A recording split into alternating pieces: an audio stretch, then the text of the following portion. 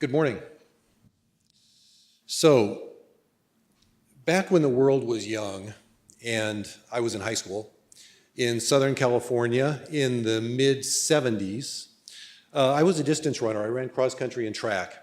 And every fall during cross country season, we would have some practices canceled because of smog advisories. People were advised to stay indoors and avoid exertion. In other words, basically the air, you should avoid breathing the air if at all possible. It was because it was bad for you.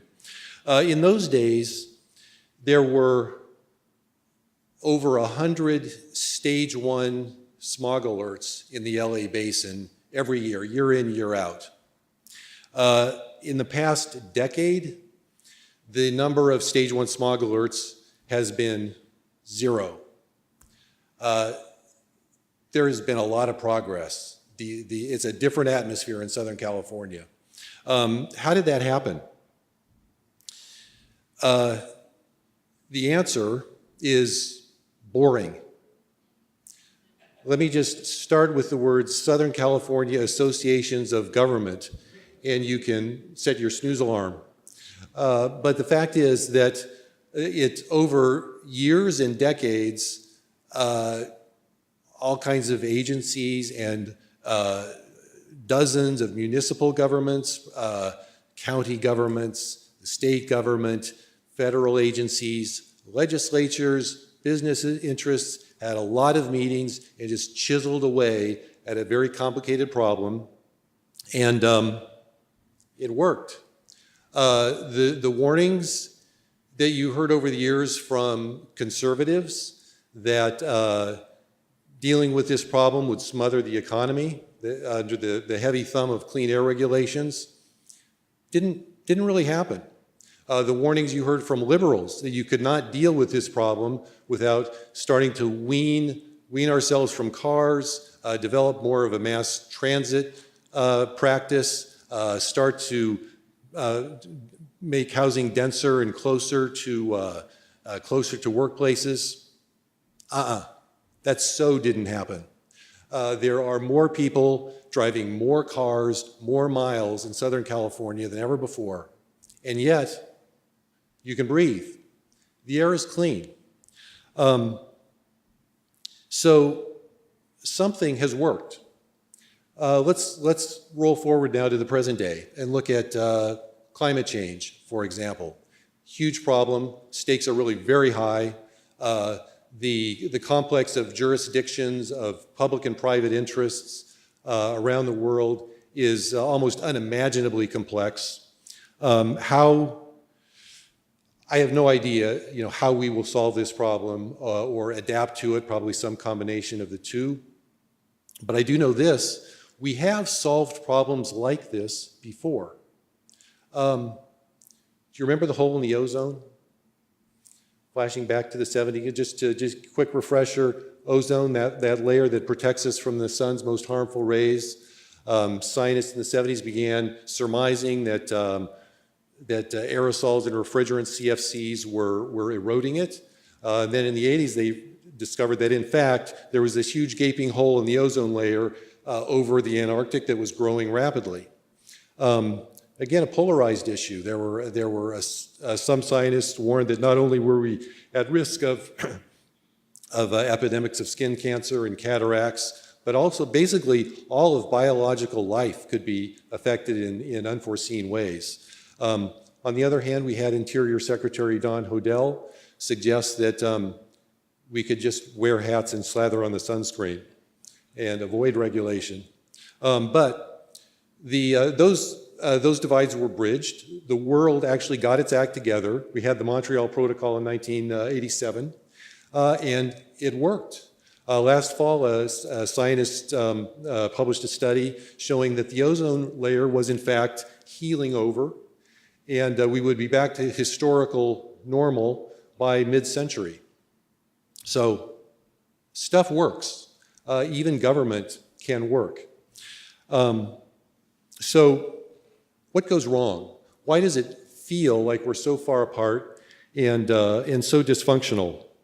There are many answers to that question. Here's one: fear. and its close cousins, pessimism and cynicism.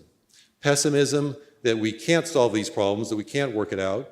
Cynicism that the other guy is not operating in good faith.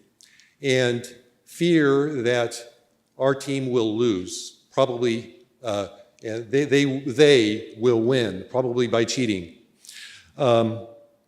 And our interests or our values will get shunted to the wrong side of history. There are entire industries built around riling people up and stoking these fears that liberals or corporations or bankers or feminazis or radical environmentalists or truthers or birthers or creationist know-nothings, whatever, fill in your boogeyman here, we are basically putting their agenda over on the rest of us and taking our hard-won civilization down a blind alley to get mugged. So cable TV, for example, left and right, has a business model largely around creating ideological, cultural, tribal divisions, creating that us and them. Many political fundraising mailers are much worse because they're really outside sort of the normal scrutiny. The results can be a very stark, black and white, good and evil, us versus them view of the world.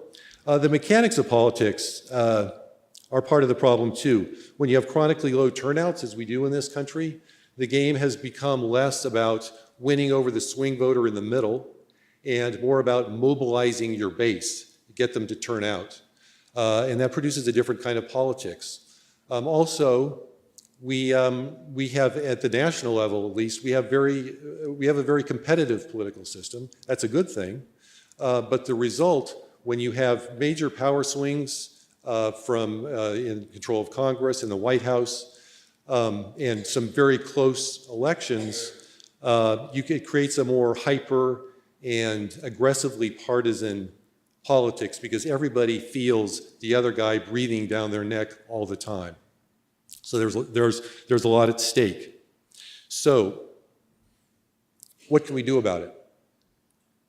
Here's some of what we're trying to do as a news organization. Two things. One, to promote understanding across divides, not agreement. Agreement's wonderful, but that's not our role. But understanding of the other guy, what they're thinking, what the world looks like to them. And then to look for progress wherever we can find it. Things that are working, things that have worked. On promoting understanding across divides, some examples. We recently did a story on the families of transgender kids. Spending some time with these families, you see how the world looks to them is that they have a child who is going through what can be extraordinarily difficult emotional and social issues. So much so that suicide rates are very high with these kids. And that being in a supportive family can make an incredible difference, enough so that, in fact, the suicide rates are cut by 3/4 when you have family support. This was not a one-sided story. We also quoted people who have qualms about the growing acceptance of transgenderism, from Pope Francis to some other religious figures, to some psychiatrists, to some feminists. But those that we talked to and quoted were coming from a place of compassion, because our purpose was not to create a train wreck for entertainment value. Our purpose was to try to get more of us to see how the world looks from different standpoints and across these divides. Another example, obviously we have covered a lot of the dismay and frustration around police killings of young black men in this country, and we've tried to plumb that with some depth. We have also looked at how difficult it is in many cases for police, and in fact how many police departments in this country have made incredible progress on these issues, especially at the higher sort of police chief level, and it's kind of working down through their departments. And you see a lot of much improved practices. I'll mention one more case. At the beginning of this Congress early this year, when Mitch McCloskey took over the Senate, we did a profile of him. And what we found, beyond some of the red meat rhetoric that he's become famous for, is a guy who actually, on a long-term basis, is deeply committed, profoundly committed to the very unsexy business of making the Senate run better as a more open and high-functioning place. And I think that if you were a liberal or a moderate and you read that story, you would actually feel a little less bleak about the U.S. Senate. I think if you were a conservative and read that story, you might feel better as well. And in fact, by the way, in this first half year or so, that new atmosphere has borne out in the Senate. It is, by various measures, a more open and a more functional, and in fact, even a more bipartisan place than it has been in recent years. They are still, of course, much despised by the American people. But looking for progress is one of the important things that we do as a news organization. And when you start looking for it, you realize quickly that progress is a hugely underreported story. Just throw out a smattering of almost random metrics. In the last generation, in the last 25 years, in this country, violent crime has been cut in half. Teen pregnancy across all racial groups has been cut in half. Highway fatalities per mile traveled has been cut by 2/3.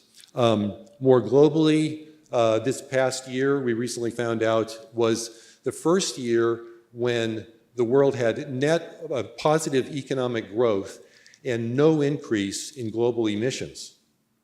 Again, that list just goes on and on. In fact, every week we now publish a map of the world filled in with points of progress from various countries and continents. A couple quick examples from the most recent one. We learned that China reduced carbon emissions in the first quarter of this year by 5% year over year, and has cut coal use by 8%. We learned that the number of people in the world facing acute hunger over the last 15 years dropped by 205 million. 205 million fewer people facing acute hunger during a period when global population actually surged by over 1 billion. So, these are not trivial achievements. And they indicate pretty clearly that a lot of the things that we people do, really big things, actually work. We can solve really difficult problems. And this should be part of our worldview. First of all, because it's true, and second, because it's useful. There are lessons in it, and it gives us heart for the tasks ahead. So we're looking for these things at the Monitor, and we're actually not the only ones. There might even be something of a proto-trend out there in the media. A great example is a group called the Solutions Journalism Network. This is a small group of people, a little nonprofit. They're largely out of the New York Times, but they are working to, their thrust is to give as rigorous coverage to things that are working as to things that are not working. So they are developing and articulating a solutions-oriented journalism. They are giving workshops in newsrooms around the country. They are partnering with news organizations on projects. And so nice idea, right? But the interesting thing is that they commissioned a study with the University of Texas where they showed people one of two stories. One was focusing on a social problem, and the other one had the problem but also included people working on responses to the problem. And what they found is that the people who read the solution-oriented story were both more interested in the topic, more likely to talk about it to others, but also more likely to feel optimistic about the problem, and more likely to either get involved or donate money to organizations that were doing something about the problem. So we think that we need fear to mobilize action. Actually, maybe hope works better. If you think about it, to launch anything, you need a little bit of optimism. You need to have a sense of possibility that things can work. There's a lot of evidence out there. Thank you.